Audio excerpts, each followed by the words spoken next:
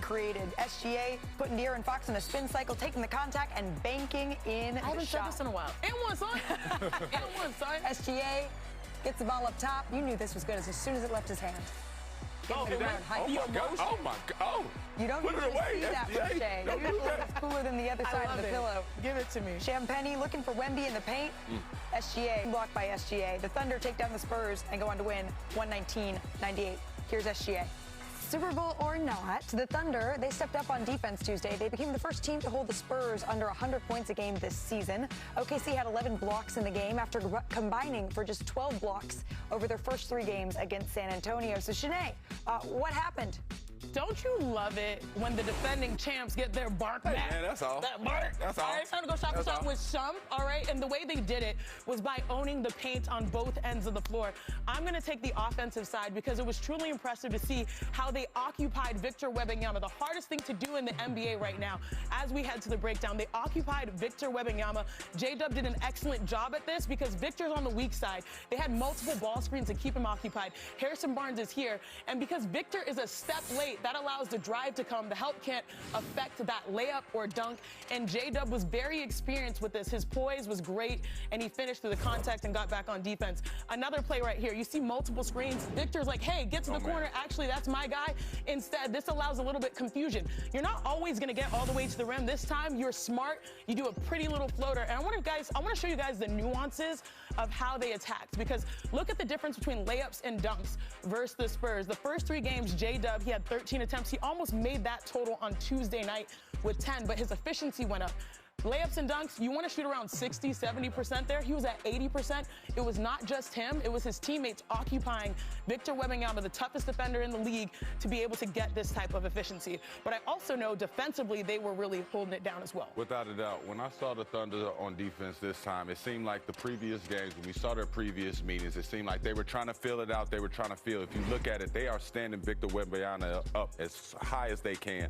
If you can keep him up and then you can keep guys engaged on the side, you see that little move he had to do where he had to bring it over top. Just that small hitch in a jump shot can change the outcome on the other end. So when you come down here again, they're going to web up right here. They're going to bully up and try and get him up. Actually, this isn't the greatest defense. That should be a dunk. But when you start talking about team defense, this is what excites me about OKC in this game. They are all willing to be a part of that. They are all willing to get dunked on by somebody that should be dunking on them. And when you start talking about team defense, cleaning the glass, that is their DNA. That's what they did in the playoffs. That's how they got a championship. So, Shump, you were never afraid to get dunked on as a defensive expert? Oh, no, I don't mind getting dunked on. It just didn't happen. We got the receipts to show that. You know what I'm saying? I don't mind it. It just doesn't happen. We're going to need research to confirm. We might have some tape that we need to roll back a little bit later in the show. But I think after watching the Spurs and Thunder's last couple of games, it's easy to forget. Shump, you good over there? Oh, we're just dropping. Oh, my little battery pack done fell out. It's all right. It's all right. He may be a vet on the floor, but he's still a rookie in the studio. We're going to get you set here, Shump. I don't do turnovers. Don't you worry about it. I got to get the battery pack on now. There you go. I do doing turnovers. Yeah, no. That's not what you're about. I do think, though, it's easy to maybe forget that Oklahoma City is still on pace to be one of the greatest teams that we have ever seen in NBA history. Bobby, what was your takeaway? I thought the kryptonite for this Oklahoma City team, especially against San Antonio, was the inability to get out and run off turnovers here. This is something that San Antonio has controlled in those 3 wins. San Antonio still won the turnover battle last night, +8 in points off turnovers, -16 in points in the paint, though. So I thought it showed you that Oklahoma City can beat you without getting out and running here. The Williams trio, if you will, the Williams triplets were also excellent in this game. On the Spurs side, Shanae, what'd you learn? I learned that they still have some learning to do, and I like it because you need losses like this to motivate you to not feel like you're over cocky if this happens to be a matchup in the Western Conference, right? So what I learned is that, I liked how Victor set the tone going downhill, but I do think that these types of losses are normal as a team that is ahead of schedule. So you're saying we shouldn't overreact to the 3 wins from San Antonio, just like we don't Just give me more of this in the playoffs. All right, got it. So, Shanae, yes, you've heard of the bandwagon. Oh, of course. Okay, so what about the Tyrese Maxey taxi? Oh, I'm here for it. I think it's time to hop on because the legendary Doris Burke, she's going to tell you why exactly it is full steam ahead for the 76ers. A film room is just a minute away. And Cooper Flag, we're going to do a little check-in ahead of tonight's game, Nuggets, Mavericks. It's on ESPN. What he's doing, Shump, that has him in the same company as Michael Jordan. Plus, the fallout from Rich Paul's recent comments about Austin Reeves. What does LeBron think of Paul's assertion to trade Reeves? Dave McMenamin has the latest on all that drama. That's coming up right after this. Welcome back to NBA Today. I wish I could do the Shaq sound. Luka and LeBron, they soared past the Hawks in historic fashion last night in Crypto.com Arena after being questionable going into this game. LeBron James playing in his first back-to-back of the season. Here's what he had to say about why he still cares so very much. I would never disrespect the basketball guys when it comes to playing this game. So I put the time and the effort and the commitment in it, mentally, physically, spiritually. As Jay-Z would say, if you can't respect that, your whole perspective is whack. Maybe you love me when I fade to black. He said I was doing something there. Bars. All right. Jalen Johnson was dead serious with that three-point attempt. Didn't quite get it to go, but then a nice start there. At 41 years old, he is still doing that, Iman? Yeah, I don't know. That boy been working on his hamstrings, man. 'Cause usually grown men like that don't got breaks. Well, he must have heard you also when you were talking on your podcast the other day, because he decided to sit down and play some defense. Luka Doncic, though, getting that three to go. Luka, once again, heat check. Oh, absolutely. Like, when he's making faces like this, it's like it's already done for you. By the way, count it. That was a 21-2 run. No pass. You know what I'm saying? I just got to get under there and finish. Have to finish. The Lakers, they are up 81-60 at the half, and so to the third we go. LeBron James hitting that one three, extending the lead to 32 points. A little bit of a push here by the Hawks at the end. Outrunning your squad at 41. An exclamation mark from LeBron James. Year 23, and he's still giving us vintage windmill dunks, 31 points, 9 rebounds, 10 assists. Lakers get the win in this one. Yeah, I ain't gonna lie, bro. One of a kind, to be a 23rd season, just to play back-to-back, it costs us everybody, but for him it's probably even more difficult, but he shows how much he cares, so that's big time, and it shows the whole group how much he means to me. All right, Dave McMenamin was at that game. He joins us in studio now. First of all, I just have to know, since you covered him 10 years ago winning a championship, does that make you feel like you've been doing this a long time, or? No, because Bron's still doing it. Bron So is it's like still he doing make it better. There you go. Yeah, he make it better for us. And he's still playing in back-to-back games, Dave. How was he able to do that for the first time in year 23? Yeah, so I had to write it down because he went through his daily routine to get him to the point of being able to play. I don't want to shortchange him. So he gets back from the flight in Sacramento. Okay. Sleeps overnight, wakes up Tuesday morning, cold tub, hyperbaric chamber, takes a nap, then does Normatec on his legs for 45 minutes, pressure sleeves, gets to the arena, activation, stretching, rehab, lifting, pregame meal, looks at Mike Mancias, his longtime trainer. They give each other a nod and say, you know what, I think this is the time we're going to do it. First back-to-back of the season. The Lakers are coming off a really bad loss in Sacramento. They lose to a team that was 9-30 coming into the night. It was their third straight loss, 7 out of 11 games. It could have been a moment where they dig their hole even deeper. Right. J.J. Redick brought the team in for a pregame meeting. They talked about the pride that they need to display, the joy they need to display, and you saw maybe their best win of the season. The best win of the season, Shanae. The joy was back. Yeah. The joy was absolutely back. But I just want us all to collectively take a breath, take a moment. What we're witnessing from LeBron is not normal. This is not normal. At 41, to outrun your squad, the other squad, your opponents, to dunk consistently, multiple, to pass the level that he has, to have the belief in his teammates that, hey, I got you, you got me. It was beautiful basketball. If there was one word to really highlight this beyond LeBron, it was a passing game. It showed the ultimate level of trust that was gone, that was so concerning at the end of last season. Now it seems back in a small way. But of course, when I was watching this, I was like, this is so rare. This is so beautiful. LeBron is the blueprint, if he's going to go Jay-Z. He's the blueprint for greatness. And I don't know if it will never be replicated. But because this is the Los Angeles Lakers, it's never just the one game or the one win. All right, let me get off my high horse. There's always something else going chill. on, right? There's always some drama swirling beneath the surface. And at Tuesday's game, Dave, you reported that Rich Paul, James's longtime agent and the CEO of Clutch Sports, and Austin Reeves' agent, they got into sort of a passionate exchange at halftime, and it was stemming from Paul's recent comments that he made, right, where he suggested that the Lakers, Paul said this on a podcast, could explore making an upgrade by shopping in what he called an unemotional move. Oh, boy. Austin Reeves, right? Now, I don't know a more 2026 story possible here, Dave. What happened? So Reggie Berry and Aaron Riley are Austin Reeves' agents. They do a great job with him. Obviously, Austin's story, we all know it, undrafted to the point he is. He's going to maybe get a max contract this summer worth $250 million, right? Reggie sees this podcast, right, that Rich put out, and he decides, you know, I wasn't necessarily going to be in L.A. this week, but I'm going to make a trip from the East Coast out to L.A. to suss stuff out. Okay. At the game, Reggie, at halftime, sees Rich Paul. And, you know, Lakers games, everyone clears out of courtside at halftime. They go to the chairman's lounge. They go to Jeannie Buss's private club. Rich Paul is still holding court at the center of the court. Reggie approaches them.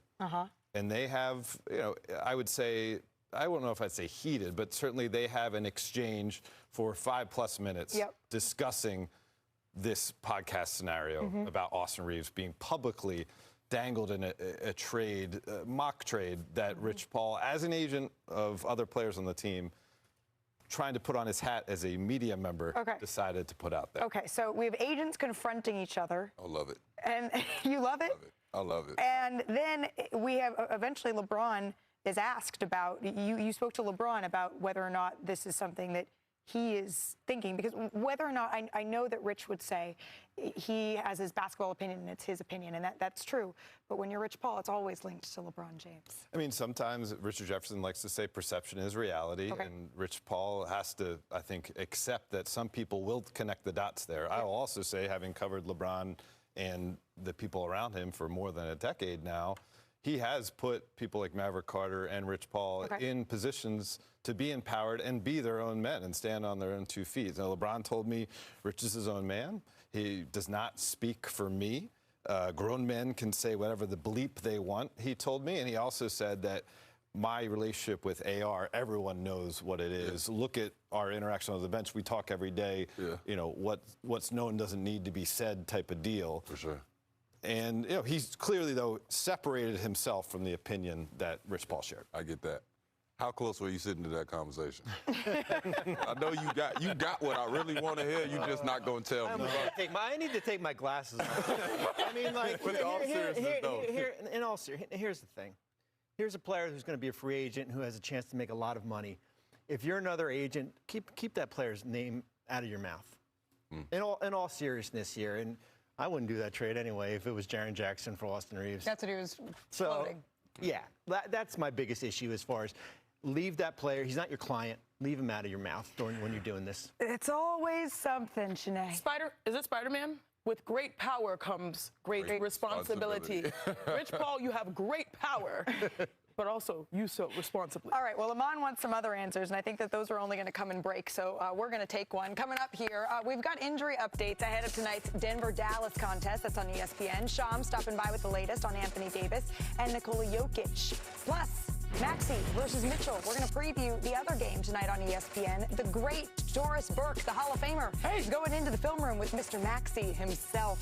And which was worse, Shanae? A 33-point home beatdown or your superstar booing his fans, the fans booing him? Yeah, the fans booing your superstar. All right, a full reaction from Milwaukee is on the way. That's Eurovision. Is it gyro or Euro? I think it's Euro.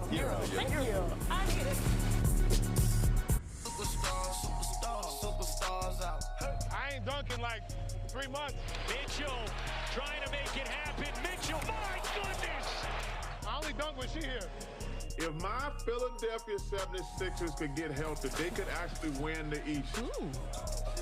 Whole gang in the field, we don't do bleachers. Pocket splitters. Corner, Paul George has it. Maxey. Reach Maxey. Puts it up. Splash!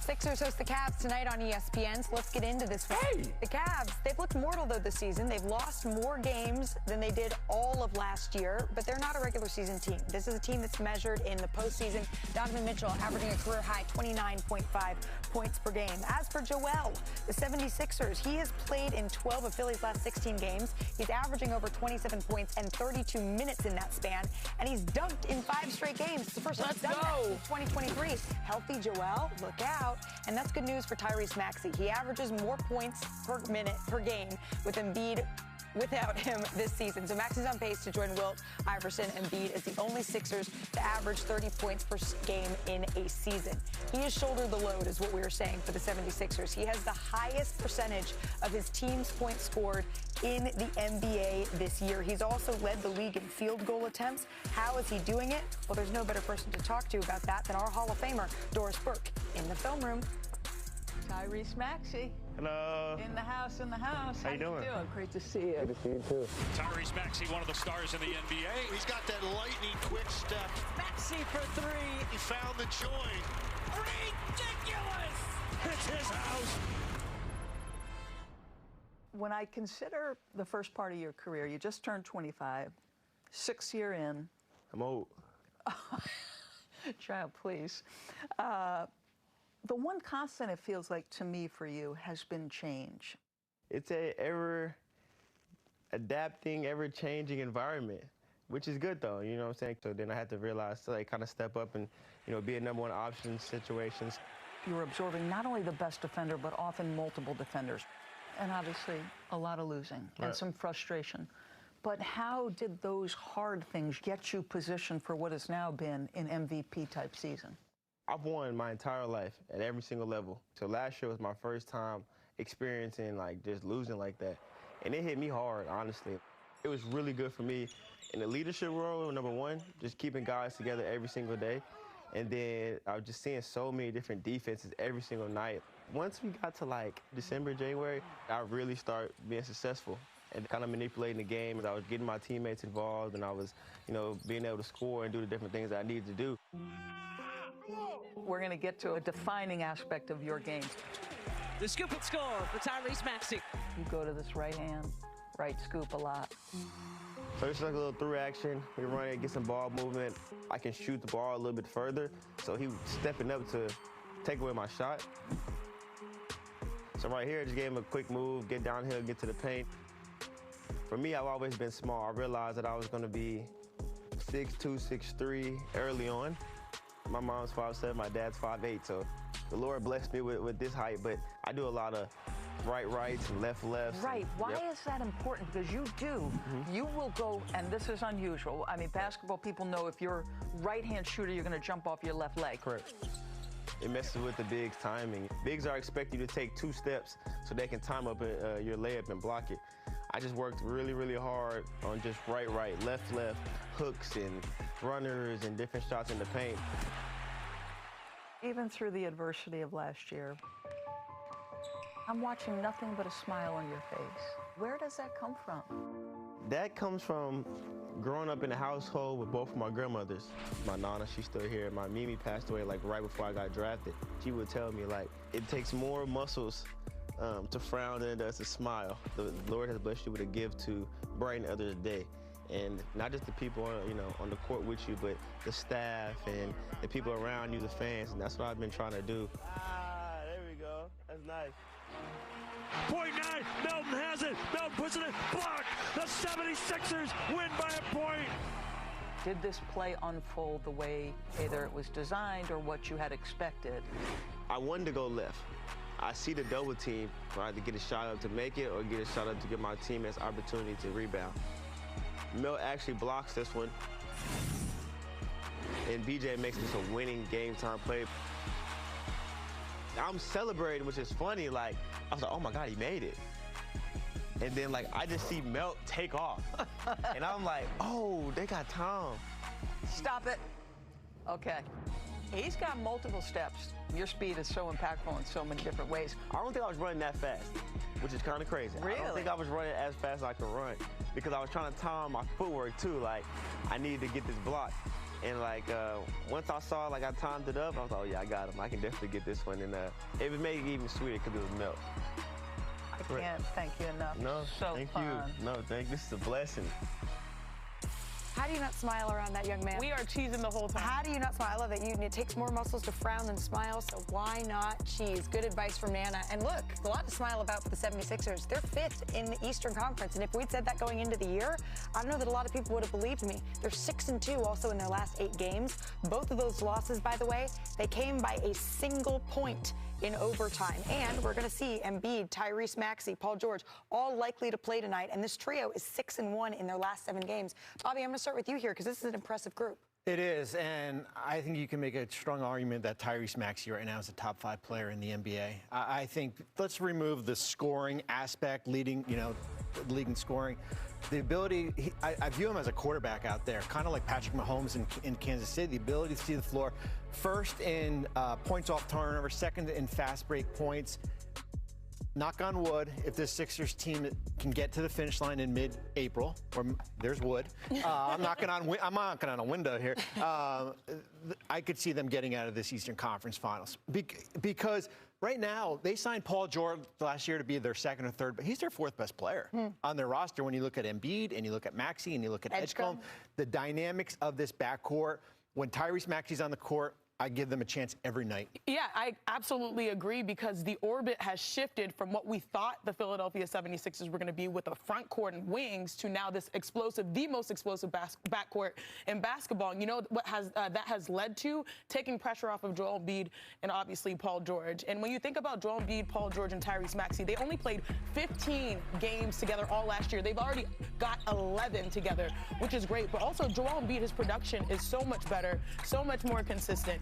20-point games. He's had 11 straight, shooting over 50%. Paul George knocking down open shots. I don't want to say they're role players, but they don't have to do as much, and that's the best position for them. Yeah, I love it because we're getting to see VJ Edgecombe be what we saw from Ja Morant early on in his career. Having fun, always smiling, two-way player, hyper-athletic plays. When you complement that with somebody like Maxey who can control the game down the stretch, because now that you've said that, I am starting to think about it. You talk about a complete player that at the end of the game, you want the decision-making to go through him. He might be top 5 when I think about it. Don't tell me who I would take off my top 5, though. I don't want to hurt feelings. Bobby, like if you bottle up what he's done so far this year, it's beyond impressive. Hey, you know what? I think if the Milwaukee Bucks are where the Philadelphia 76ers are, they would feel like they were in a much better place, right? Let's see what happened last night with the shorthanded Bucks facing the Bucks facing a shorthanded Timberwolves squad in Julius Randle and company. Giannis getting ready for action. We're going to pick this up late in the second quarter. Bucks already down 25, Shanae. One thing you know is Giannis is going to attack, but guess what? If you're able to contest, you're going to get easy open looks because your defender is down the other side of the floor, and they took advantage of that. So final seconds of the second quarter here. Bucks down 31. Giannis misses a free throw. Here's how it sounded in Pfizer Forum. Let's take a listen to the crowd together. Gave it a go. This is tied for the largest halftime deficit this year. It was also 31 to the Lakers. And frustrations across the board here at Pfizer Forum. So some boos raining down there. To the third quarter we go. Giannis drives. Watch him here. Spin cycle. Gets it to go. And 25 points, 8 rebounds, but 7 turnovers here as he boos the crowd back in this. The Timberwolves had a quick response, though. Julius Randle powers through, lays it in. Randle, 29 points, 8 rebounds. The Bucks lose 139-106. Here's Giannis after the game about booing his own crowd. When I get booed, I boo back. I've been doing all season. You guys haven't been with me on the road. Whenever I get booed, I boo back. I mean, do you have a message? It doesn't matter. I don't. It doesn't matter. No, it does not matter. It doesn't matter. I play basketball for my teammates. I play basketball for myself and my family. When people don't believe in me, I don't tend to be with them. I tend to be against them. I tend to do what I'm here to do, what I'm good at, right? I'm not going to tell them what to do and how to shoot. They act when we don't play hard or when we lose games or where we not where we're supposed to be. And I don't think anybody has the right to tell me how I should act on the basketball court after I've been here 13 years. And I'm basically the all-time leader in everything. Okay, fight back, Giannis. Fight back, man. Don't let them boo you. Boo back. He did boo back. Have you ever booed back, Shanae? Yes. Look, did? yeah, absolutely. People think because I'm like all smiles that when I was playing, I was that same person. I was a little the crazy one, okay? Everyone knows that. He sit down. Well, it doesn't matter because when you have the numbers that he has, which are all-time generational and to be respected, and you finish a basket and you're playing hard, you can absolutely boo back. But look, they sit down, they eating popcorn. It does not matter. To me, I liked his response because you got to meet me where I meet you where you meet me. I give you the energy you give me. And at the end of the day, look, there are going to be some tough things that happen when it comes to basketball. I'm not mad at this at all. Right? Today, they were down 31 without Anthony Edwards and Rudy Gobert. I don't want to litigate the boos to boo you, boo back. Let's talk about this. How about these numbers? Replay is sending me. They're 17 and 23 this season today. They're 17 and 23. Is that Giannis's fault? No. Or do you think it was a team construction? Absolutely. What improvements can they make? They need help. I feel like it's a recurring segment on NBA Today here, finding help for Giannis. Did he have 5 rebounds? Did I see that?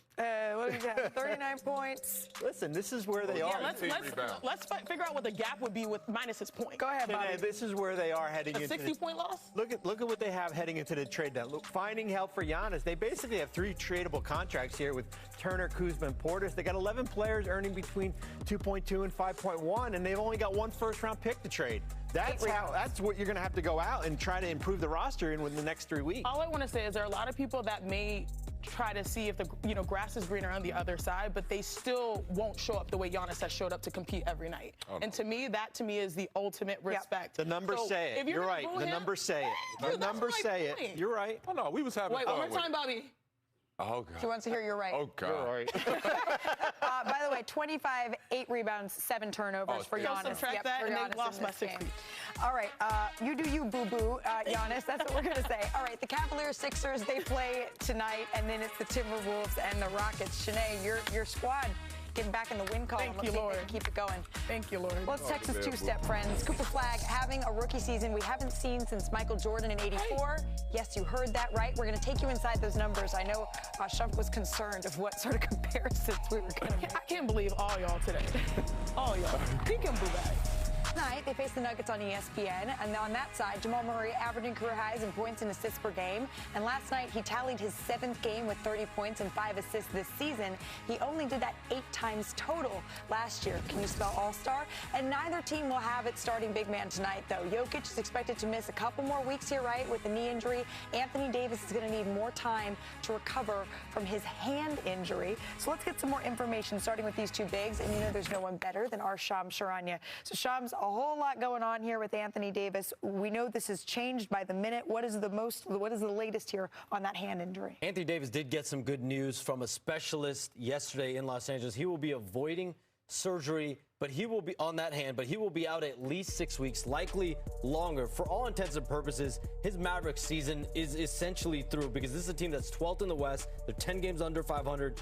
Jockeying for lottery positioning is where they're going to be the second half of the year. They don't control their first-round pick again until 2031. So this draft is going to be very important. But on the business side, the Mavericks have had renewed trade conversations around AD even after news of this injury on Friday. Atlanta, Toronto remain the foremost suitors. So can the Mavericks find a deal where they potentially get financial flexibility moving forward, where they might get an asset to move forward with Cooper Flagg? Or will they take this into the summer and see, can we get better from a value perspective? Because the reality right now, Malika, is the value is just lower for Anthony Davis than it was a month ago because of this new injury. Right. And Bobby, real quick, before we keep going through the injuries in this game, does this change? Yes, he is injured, but he doesn't require this surgery. Does that change the value proposition for the Mavs at all? Well, I think it changes with the teams that are interested if they can get him back for the playoffs or not. I think if he's out for the rest of the season, I think that changes the dynamics here. All right, so then let's move on.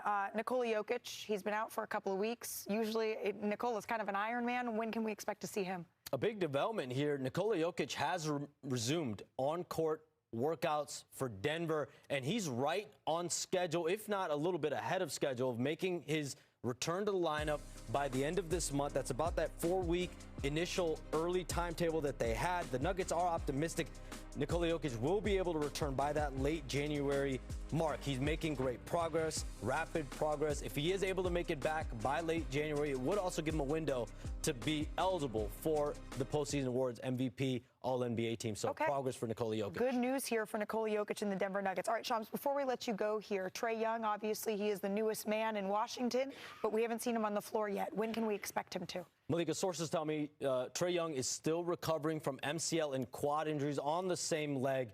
The Wizards are going to take a very cautious approach with Trae Young. Sources tell me he will be reevaluated after the mid-February All-Star break. So mid-February All-Star break, reevaluation for Trae Young. Okay, so that's still about a month away from now, so at least another month for Trae Young. Shams, thank you. We appreciate your insight here for this game. Hey, coming up here on NBA Today, let's hear from Donovan Mitchell on LeBron, on the Cavaliers, on how his game changes. Should I say it again, Shams? With his boo, Coco Jones in attendance. NBA Today.